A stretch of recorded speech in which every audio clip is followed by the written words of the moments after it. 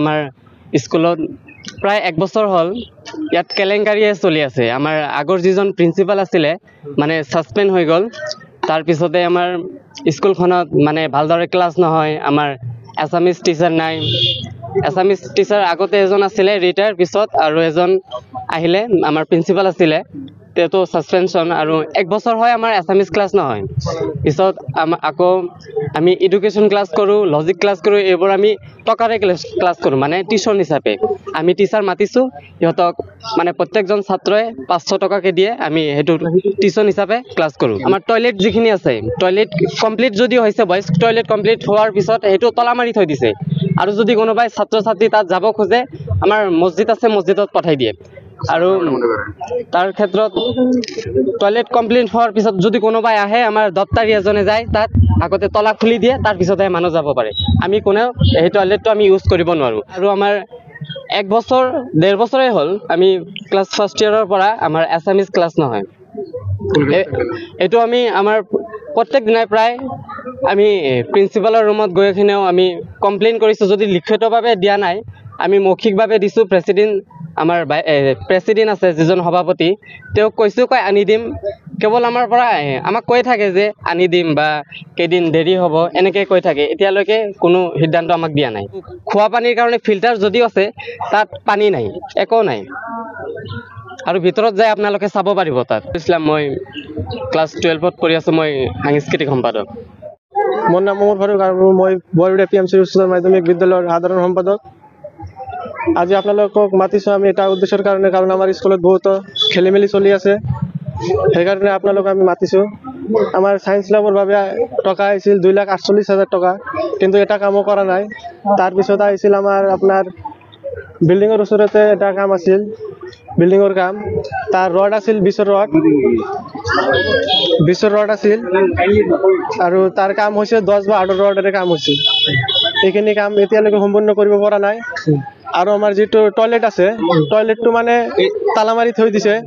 যদি ছাত্ৰ ছাত্ৰী তাত যাব খোজে, ছাৰকে কয় যে মছজিদত যাব লাগে, ইয়াত নহ'ব, এইবিলাক কৈ থাকে।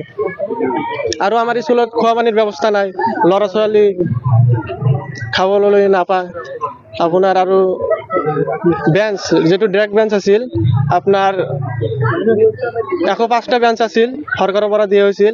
কিন্তু তাৰে ভিতৰত আমাৰ 40টা বেঞ্চে কেৱল স্কুলত দিয়া হৈছে, আৰু গোটেইখিনি মাৰি দিয়া হৈছে। দিয়া নাই, এটা বেঞ্চো দিয়া নাই। কোনে মাৰিছে এইবিলাক? এইটো আপোনাৰ প্ৰিন্সিপাল আৰু কমিটিৰ মানুহ জড়িত থাকিব। প্ৰিন্সিপাল তো আৰু অকলে নোৱাৰে না, ইয়াৰ লগত আৰু মানুহ আছে। ৰেজিষ্ট্ৰেশ্যনৰ বাবে আমাৰ ফাৰ্ষ্ট ইয়াৰৰ পৰা পইচা লৈছে।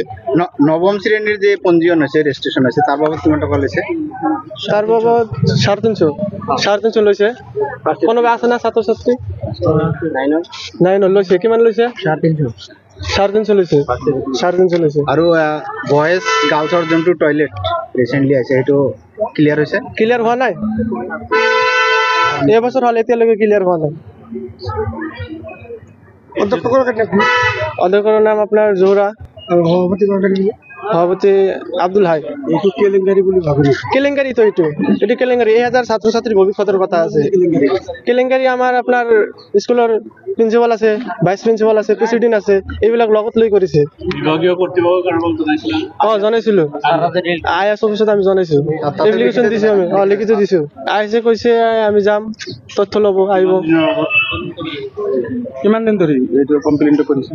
কমপ্লেইনটো আপোনাৰ কালি কৰিছো।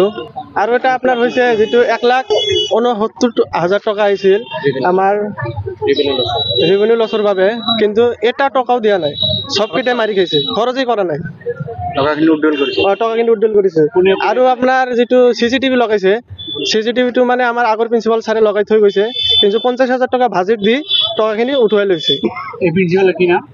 আগৰ প্ৰিন্সিপালৰ ছাৰৰ নাম আছিল মমতাজ খান, বৰ্তমান জোহৰা খাতুন। বহুতবাৰ কৈছো যে ছাৰ আমাৰ এছামিজ ক্লাছ নহয়, আমাক ছাৰ আনি দিয়ক।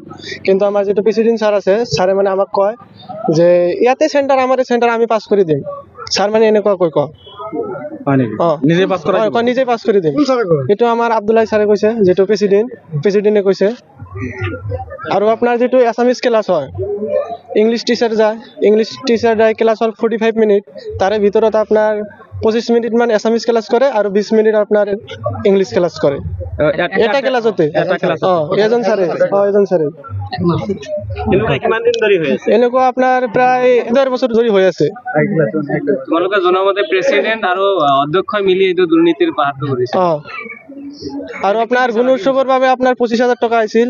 গুণোৎসৱ A+ পোৱাৰ পিছত আপোনাৰ 25,000 টকা দিছিল, কিন্তু সেইটো ছাত্ৰ ছাত্ৰীক দিয়া নাই, আমাৰ ষ্টাফে মিলি পাৰ্টি কৰিছে।